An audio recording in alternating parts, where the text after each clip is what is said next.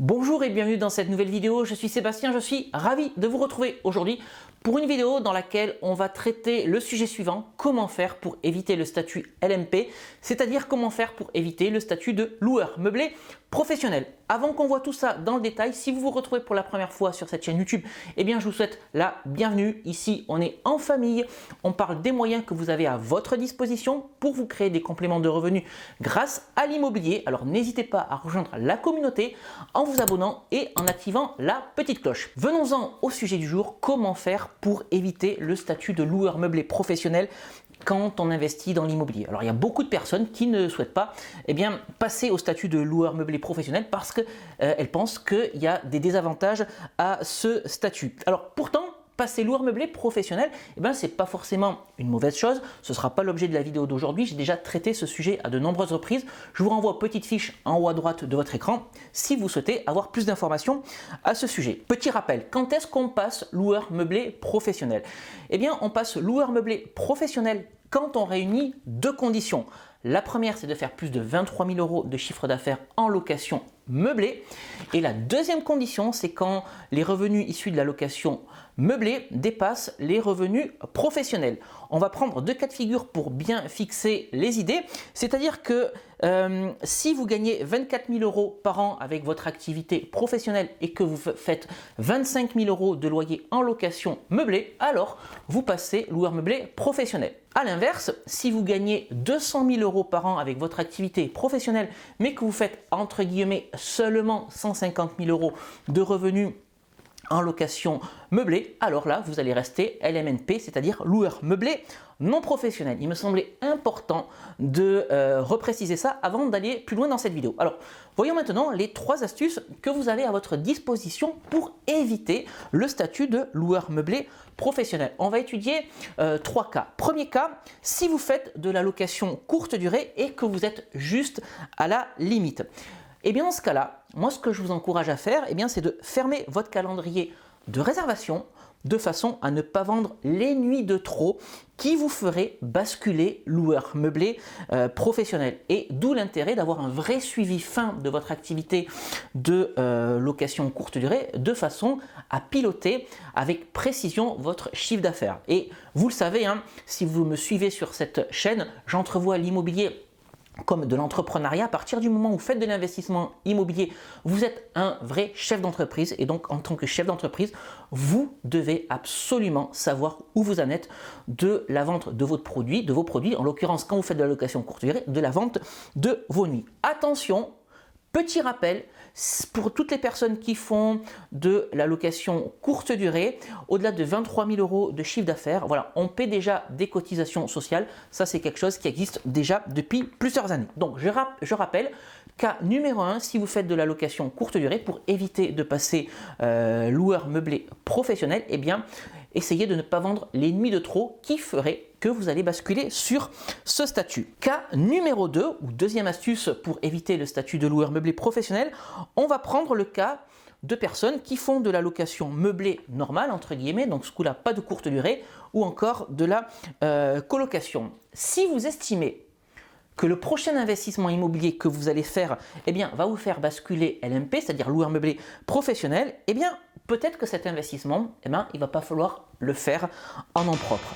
Et cet investissement, va falloir peut-être le faire en société. Donc vous avez différentes possibilités qui s'offrent à vous. Ça peut être de la SCI.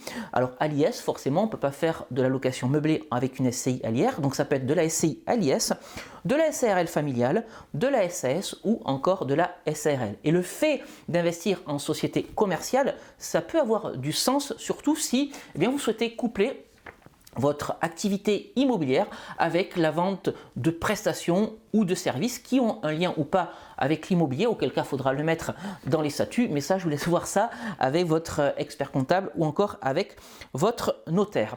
Et du coup, le fait d'investir en société, ça peut aussi avoir du sens dans votre stratégie immobilière globale. Je pense notamment à des sujets comme la transmission de patrimoine ou le fait de vouloir investir à plusieurs. Voilà, le cas numéro 2, c'est de réaliser un investissement immobilier en société pour éviter de basculer en loueur meublé professionnel. Et puis la troisième astuce, c'est ce qu'on va voir maintenant pour éviter le statut de loueur meublé professionnel, eh bien ça va être de se revendre un bien immobilier à soi-même. Écoutez bien ce que j'ai à vous dire. Parce que si vous avez déjà investi en nom propre et que vous vous rapprochez du chiffre d'affaires fatidique qui va vous faire basculer en loueur meublé professionnel, voilà ce que vous allez pouvoir faire. Vous allez pouvoir créer une société, par exemple, prenons le cas de la SCI à l'IS. Ensuite, vous allez revendre à cette SCI à l'IS un bien immobilier que vous avez déjà en nom propre. Quelle va être la conséquence de tout ça? Eh bien, vous allez récupérer de l'argent de la vente et donc, normalement, vous constituez une trésorerie puisque vous aurez amorti du capital déjà sur le bien immobilier que vous aviez en nom propre et peut-être même que vous allez réaliser une plus-value.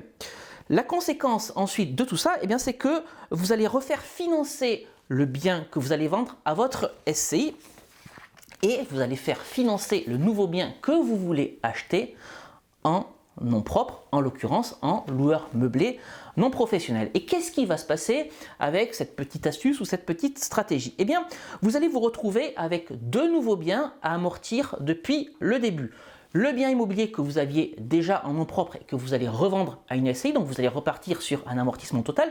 Le nouveau bien immobilier que vous allez acheter ce coup-ci en nom propre et vous allez donc reculer d'autant la date de paiement de l'impôt, que ce soit avec le nouveau bien immobilier que vous achetez en nom propre et également l'ancien bien que vous allez refaire financer par votre SCI.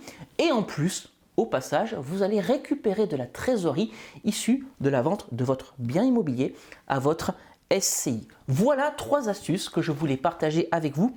Eh bien, tout simplement pour éviter de basculer en loueur meublé professionnel. Bien entendu, il y a d'autres astuces qui existent. Elles vont dépendre de là où vous en êtes de l'investissement immobilier. N'hésitez pas à vous faire accompagner par votre expert comptable et par votre notaire. C'est très important de savoir bien s'entourer quand on fait de l'immobilier. J'espère que cette vidéo vous aura plu. Si c'est le cas, n'hésitez pas à me mettre un gros like pour soutenir la chaîne. Je vous rappelle également que vous avez la possibilité de me suivre sur les réseaux sociaux, sur Instagram, sur Facebook. Je partage avec vous les coulisses de tout ce que je fais au quotidien. Je vous amène en visite, je vous amène dans la préparation des vidéos. Abonnez-vous sur les réseaux sociaux, vous serez les bienvenus.